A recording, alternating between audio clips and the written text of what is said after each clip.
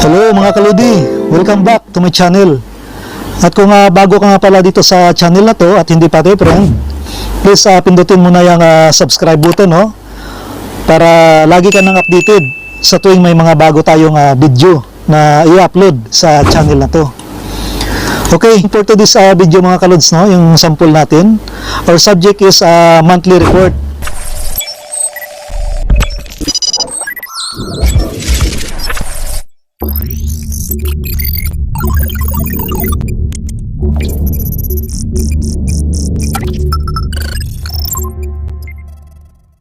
So ito yung continuation, no, or connected to doon sa nauna nating report, which is yung title is daily report and weekly report.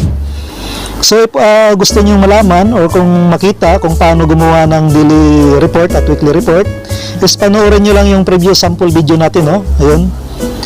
Okay, so let's proceed, no, mga kalodi, sa paggawa ng monthly report. Okay, so yung gagamitin natin ngayon is Microsoft PowerPoint. So ito yung mga kalods, no? Ito yung Microsoft PowerPoint ko, no? So i-open lang natin. Ayan. So ito yun, no, mga kalods, itong blanco na to. Depende naman sa inyo, no, kung ano yung gagamitin ninyo na Microsoft. Pwede namang Microsoft PowerPoint para sa monthly report. Pwede namang Microsoft Word or Microsoft Excel. Pero dahil monthly report itong gagawin natin mga kalods, mas advisable, no, na PowerPoint yung gagamitin natin para presentation natin doon sa ating mga client. Ayun. So kung napansin ninyo dito mga kalods sa kanan, ito na yung PowerPoint, no. So ito yung blanco mga kalods, no. Ito naman, ito na yung title natin. So ito yung gagayahin natin ngayon kung paano ba gumawa. Kasi ito na nagawa ko na to. So gayahin na lang natin kung paano gawin to. Of course, punta tayo dito sa blanco, no? So ito yun. Then ito, i-delete na lang natin yan. Yan, tanggalin natin yan. Of course, dito mga kalods, gawa tayo ng title, Security Monthly Report. Ayan, so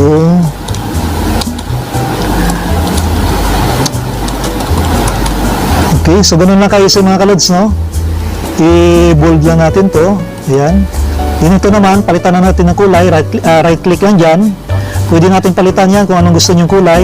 Gayahin na lang natin yan, no? So kulay pula piliin natin. So ganun lang mga kalods, no? Then yung ano naman, pwede natin i-copy paste to. Ito. I-copy natin yan, tapos i-paste natin dito, no? So dalawa na sila. Dito, pwede na tayo maglagay ng kunyari, ano mga lods, no, yung address natin dito. Yan. So katulad nito, no, ito na yung address. So i-copy paste ko na lang ito mga kalods, no, para mas mabilis. So balik tayo doon. So ito yan. I-paste natin dyan. Ayan. Then pagpalit ng kulay, right click lang natin. Then punta tayo, mamimili tayo ng kulay dito. Ayun. So ganyan lang paggawa mga kalods, no. Pwede natin i-adjust yan, dyan. Then ito naman, i-copy lang natin to, no. Copy, then paste natin dito para may, ayan, may bago tayong box. Ayan. Then balik tayo dito. So ito yung mga lods, no, gayahin natin tong month of August 1 to 31. Ayan.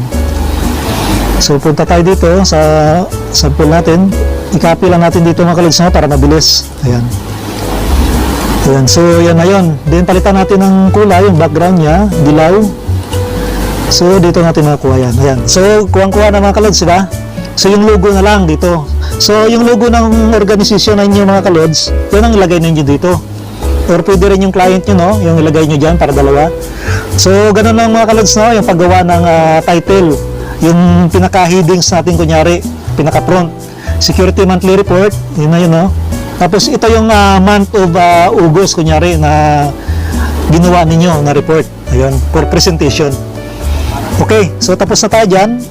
Next natin na gayahin mga kalods, ito, no, yung paggawa naman ng organization charts.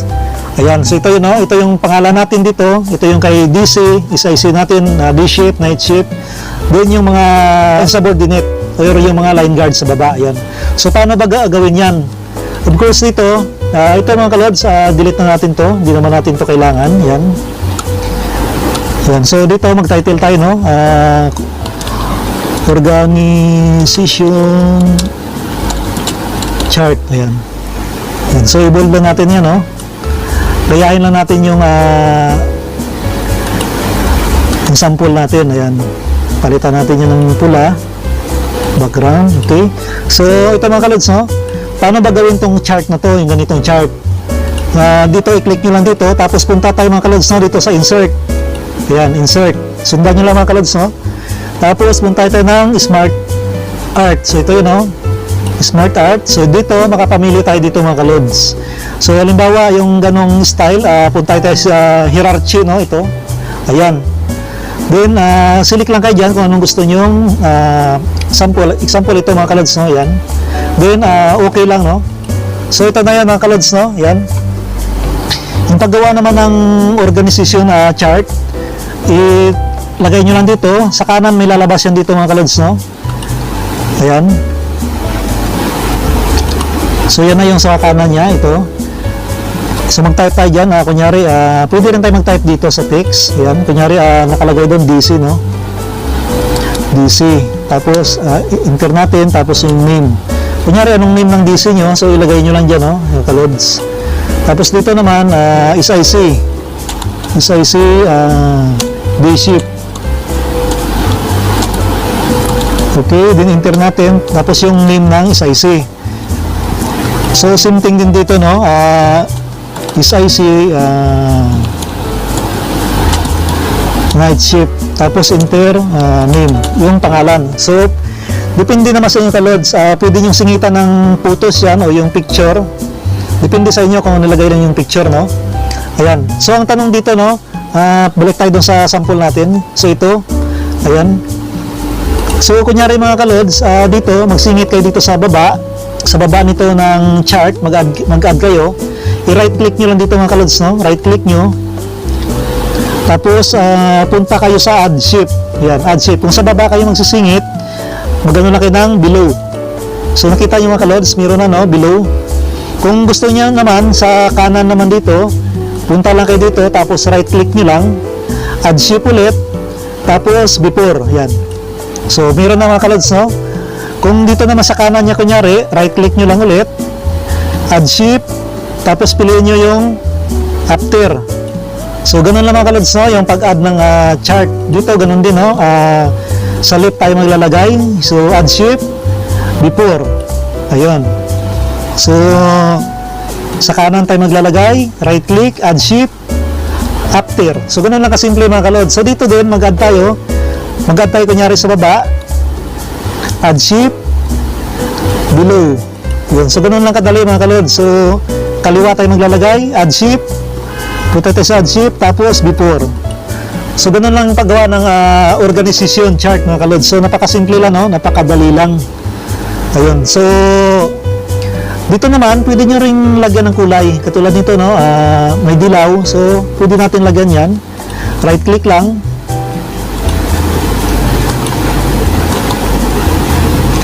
tapos palitan natin ng kulay mga kalods, no? Click lang natin yan. Punta tayo dito sa shift fill. Yan. Punta tayo, palitan natin ng dilaw. Yan. Click nyo lang to. Punta sa shift fill. Palitan natin ng green. Yan. Tapos palitan ng green. Ayan. So ganun lang kadali mga kalods, no? So sana naintindihan nyo yun. So balik-balikan nyo lang kung paano, no? Napakadali lang naman yun. So ito na yung nagawa natin. Okay. So next time mga kalods, next natin, isama natin sa monthly report natin is yung points of discussion. So, same thing lang mga kalods, no? Madali lang na ito gawin. Ganun lang yung ginawa natin kanina. Ayan. So, ano tayo dyan na points of kapital natin yung discussion. Ayan.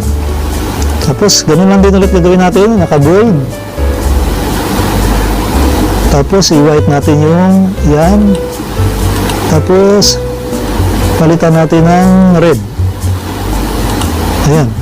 So, dito mga kalods, ganun lang din ulit yung gagawin nyo. Halimbawa, ito, no? So, para mabilis tayo, i-copy and paste ko na lang to, no? Para mabilis. Ayan, punta tayo dito.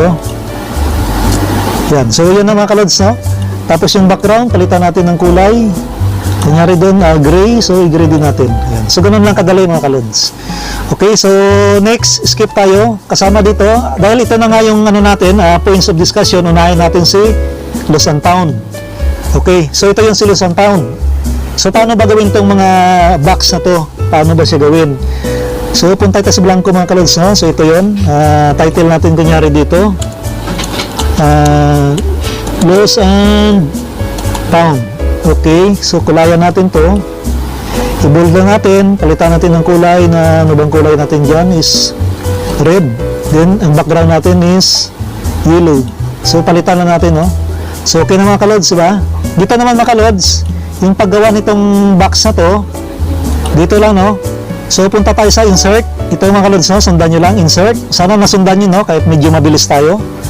Ayan. So, magbilang lang tayo dito. Kunyari, ilang row ba? Kunyari, 6. Tapos, mag-ano tayo ng 5. So, yun na mga kalods, no? Yan lang, ganyan lang. So, sa pagkulay naman ito, kunyari hanapin natin yung ganitong kulay. So, dito din yan, no? Sa design, yan. Mamili lang tayo dyan. Yan. So, ito yun, no? Yung kulay niyan. Yan yung kulay niyan. Tapos, ito, kunyari, para mabilis tayo mga kalods, copy and paste ko lang, ha? Lipat ko lang doon. Ayan. So, dito, i-copy and paste natin dyan. So, ito nga yung mga kalods, no? Ayan. So, adjust nyo na lang yan. Baka nagtaka kayo bakit parang humaba siya kasi kailangan natin siyang i-adjust. Ayan. So, adjust lang natin yan. So, ganun lang kadali. So, na-insert na natin, no? Ayan, so ganun lang mga kalods. So, baka magtaka kayo dyan. Dito, paulit-ulit lang. So, kinapipaste ko lang ito pinakauna. Pero naka-series yan mga kalods. So, ganun lang din ang gawin nyo, no? 1, 2, 3, 4, 5, 6, yan. Tapos yung date, yan. Naka-series yan. Pero kung babasahin nyo dito, same thing lang yan mga kalods, no? Nakalagay dyan.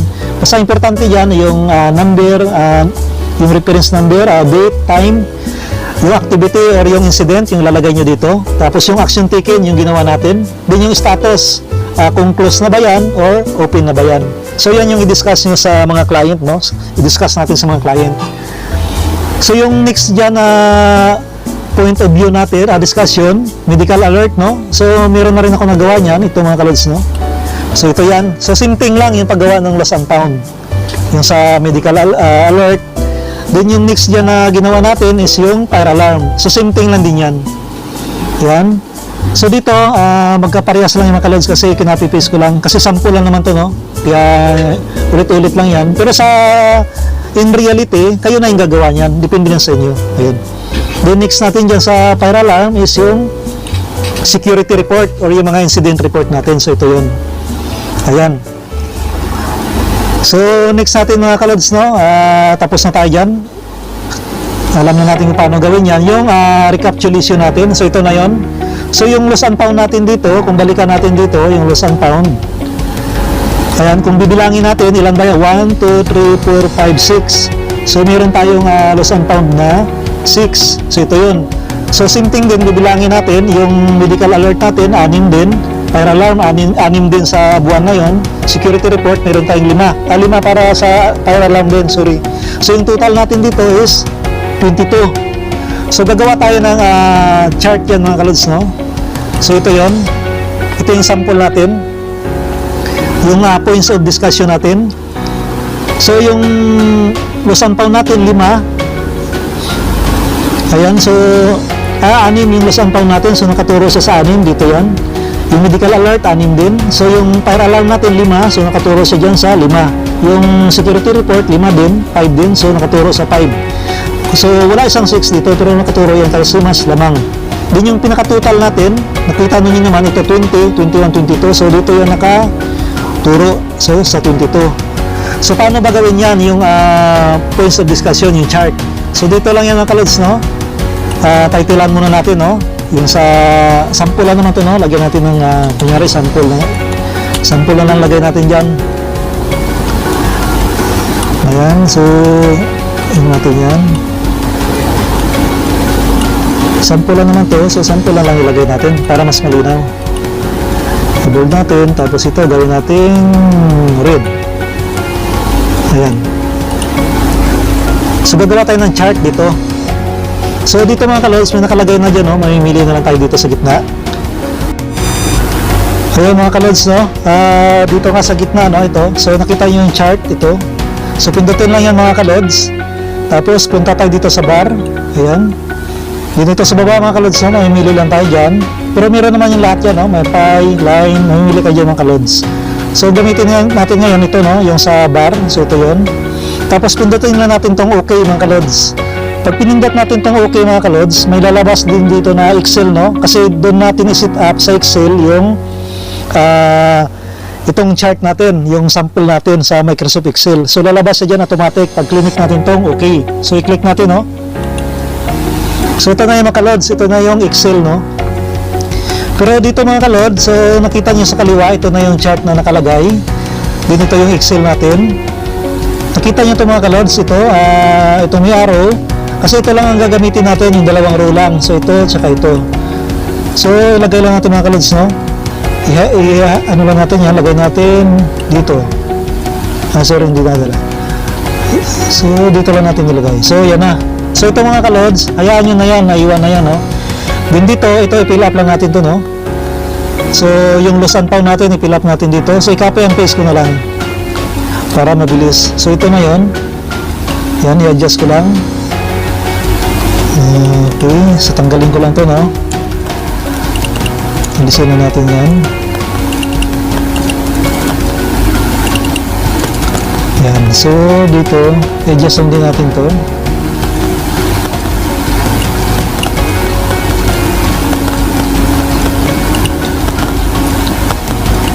Litan na natin mga kalods, na para malinaw lang, malinaw. Yan, gawin natin ano yan, 16. So yan na yun, no? Din ito, palitan natin ito ng 6. Ayan, so tatanggalin natin dito yung number 6. Tapos dito 16 lagay natin. Then dito 5. Ayan, 5. So yung total natin dito is 22. So tanggalin na natin yan dyan. Reference lang na natin yan, no, para madali natin may ilagay. Ayan, then i-bold na lang natin lahat. I-bold natin. Ayan. Tapos ito, gitna na lang natin mga kalods, no? Center lang natin yan. Yan. So, yan. Doon mga kalods, pwede nyo na itong i-close, no? So, i-close na natin itong Microsoft Excel. Yan. So, ito na yung lumabas na yan mga kalods, no? Ito naman series, pwede naman natin i-delete yan, tanggalin natin yan. Pero depende sa inyo, nung lagay nyo dyan, pwede natin alisin yan. Ayan. So, tignan natin ngayon. So, ito yung ginaya natin. So, ito na yung mga kalods, no?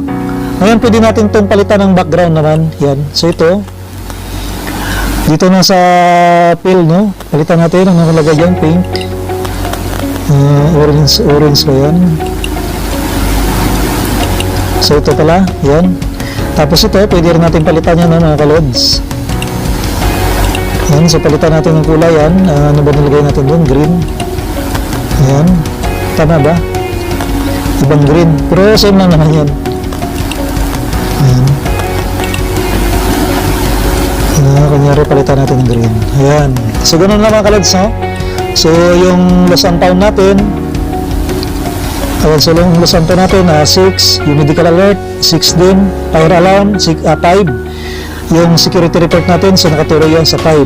So mas lamang konti ito, no? Kasi 6 nga yan. Then yung total natin 22, so 20, 21, 22 dito nakaturo. So ganun lang mga kalods, no? Napakadali lang, no? Then tapos na tayo dito na sa paggawa nito. So yung next natin mga kalods, of course, dahil meron na tayong tawag dito, meron na tayong points of discussion, yung chart na natin, kompleto na. Samahan na rin natin ng, of course, for the month, samahan natin ng discard. Ayan, kunyari may discard tayo. So ito yung sample, no? So ito naman, na makadali lang gawin. Alam nyo naman ito gawin, yung kanina, yung previous. Ganun lang din yung paggawa. So, picture ko lang yun nandito, sinample ko lang, SJ Chard Agustin, yung pangalan ko. Then yan, no, nilagyan natin kung bakit ba siya naging discard sa month of August. Yan, discard of the month of August, yan. Ayun, so ganun lang mga kalods, no? So, dito naman, sa baba, yung final natin, yung end ng presentation natin. Naglagay lang ako dito ng logo, then yung company natin, address, yung client, no? Tapos, prepared by. yung pangalan ko din, kunyari. Halimbawa lang naman yan. Ayun. So, ganun na mga kalods, no? So, yan. Ito naman yung ano natin, no? Yung prompt kanina. So, ganun lang kadali mga kalods. So, sana nasundan nyo, no? So, balikan nyo lang kung medyo nabilisan kayo. Ayun. So, ipakita lang natin, i-play lang natin yung presentation. I-close ko lang mga kalods, no? Ayan, so i-close lang natin yan. So, i-open ko lang yung isa na nagawa ko. Ganito rin naman siya. So, i-play lang natin ito mga kalods, no? So, paano ba mag-play ng presentation natin? Kunyari sa client natin. Ayan. So, punta lang ka dito sa slideshow. Pindutin natin yung slideshow. So, yun na yung mga kalods, no? Then, i-next natin, no? Ayan. So, organization chart. Point of discussion. Loss and found. So, ito na yung mga kalods, no? Medical alert. Fire alarm. Security report. Recapitulation, din yung point of discussion natin, yung chart, din yung discard of the month natin, yung halimbawa natin, din yung end of discussion. Ayan. So, ito na mga kalods, yung final natin, no? Ayan. So, ganun lang mga kadaili mga kalods, no? So, ito na yung final, ang complete monthly report na pwede natin submit sa ating mga client. Ayun. So, at kung meron kayong mga clarification or suggestion, please comment down below, no? At sasagutin natin yan. So kung gusto nyo pala mga kalods ng ganitong format, mga idol, no, mag-send lang kayo ng Gmail sa akin, mag-comment lang kayo dyan sa video natin, sa baba, sa description box, mag-comment lang kayo. At para magamit ninyo to, no, sa inyong mga near future detachment. Okay? So palitan nyo na lang ng mga details. Of course, pag sinend ko to sa inyo, tanggalin ko lang tong logo, saka yung picture ko dyan. Lagyan nyo na lang. So kung ganito yung format na gusto nyo, pwede ko naman ibigay sa inyo to. Then palitan nyo na lang ng details. Okay? So kung sa tingin nyo mga kalods is nakatulong itong video na ito sa inyo, is huwag po kalimutang mag-like, no? At mag-subscribe sa ating YouTube channel. That's all for today's video mga kalods. Maraming salamat sa suporta at tiwala. God bless. See you in the next video.